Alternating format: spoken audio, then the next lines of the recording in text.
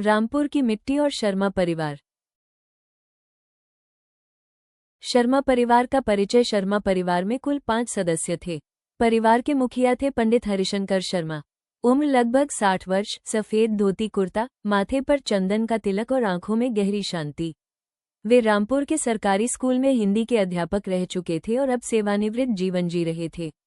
लोग उन्हें सिर्फ शिक्षक नहीं बल्कि मार्गदर्शक मानते थे। उनकी पत्नी थी श्रीमती सुमित्रा शर्मा। सरल स्वभाव, पूजा पाठ में विश्वास रखने वाली, लेकिन व्यवहारिक बुद्धि से भरपूर। वे घर को केवल ईंट पत्थर का ढांचा नहीं बल्कि संस्कारों का मंदिर मानती थीं। उनका बड़ा बेटा था रमेश शर्मा, उम्र 35 वर्ष। वो पास के शहर में एक प्राइवेट कंपनी में नौकरी करता था। पढ़ा लिखा, समझदार, लेकिन शहर की तेज रफ्तार में कहीं कहीं उलझा हुआ। रमेश ने प्रबंधन संभालने का जिम्मा लिया और पूजा ने डिजिटल प्रचार और अकाउंट्स का काम सीख लिया। संघर्ष और सफलता। शुरुआत आसान नहीं थी। लोग संदेह करते थे, कुछ ने ताने भी मारे, कस्बे में पढ़ाकर क्या बदल लोगे। लेकिन धीरे धीरे बच्चों की संख्या बढ़ने लगी। अनु की मेहनत रंग लाई। कुछ बच्चों का चयन अच्छे कॉलेजों में हुआ। रामपुर की सोच बदलने लगी। परिवार का पुनर्मिलन। रमेश को अब समझ आ गया कि सफलता केवल शहरों में नहीं होती।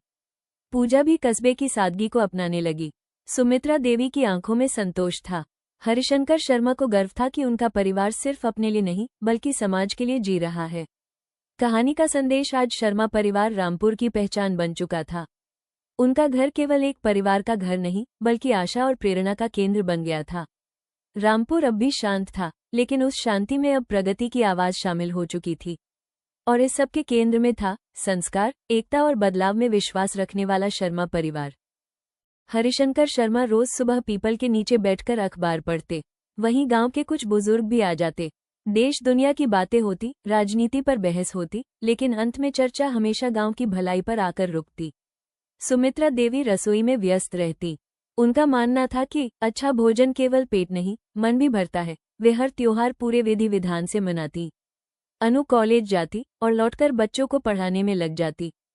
उसने कस्बे के गरीब बच्चों के लिए शाम की पाठशाला शुरू कर रखी थी। संघर्ष की शुरुआत। सब कुछ शांत था, लेकिन जिंदगी हमेशा एक सी नहीं रहती। एक दिन रमेश की नौकरी पर संकट आ गया। जिस कंपनी में वो काम करता था वहां छंटनी शुरू हो गई।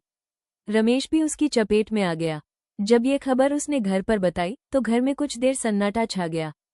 पूजा चिंतित हो उठी। शहर की आदतें, खर्चे और भविष्य की योजनाएं सब धुंधली लगने लगी। लेकिन हरिशंकर शर्मा ने शांत स्वर में कहा, बेटा, नौकरी जाना अंत नहीं है। आत्मसम्मान और मेहनत साथ हो तो रास्ते अपने आप बनते हैं। परंपरा और आधुनिकता का टकराव। रमेश शहर लौटना चाहता था, नई नौकरी की तलाश में। लेकिन पूजा चाहती थी कि वे शहर में ही रहें, क्योंकि वहां सुविधाएं थीं। वहीं सुमित्रा देवी चाहती थी कि परिवार एक साथ रहे। घर में मतभेद बढ़ने लगे। अनु ये सब देख रही थी। उसने एक दिन कहा, भैया, क्यों न हम कुछ नया यहीं रामपुर में शुरू करें। यहाँ संसाधन भी है और लोग भी। सबने उसकी ओर देखा। नए विचार की नींव। अनु ने सुझाव दिया कि रामपुर में एक शिक्षा और कौशल केंद्र खोला जाए, जहां बच्चों के साथ साथ युवाओं को भी प्रशिक्षण मिले। हरिशंकर शर्मा को यह विचार बहुत पसंद आया। उन्होंने अपनी पेंशन की कुछ बचत लगाने का निर्णय लिया।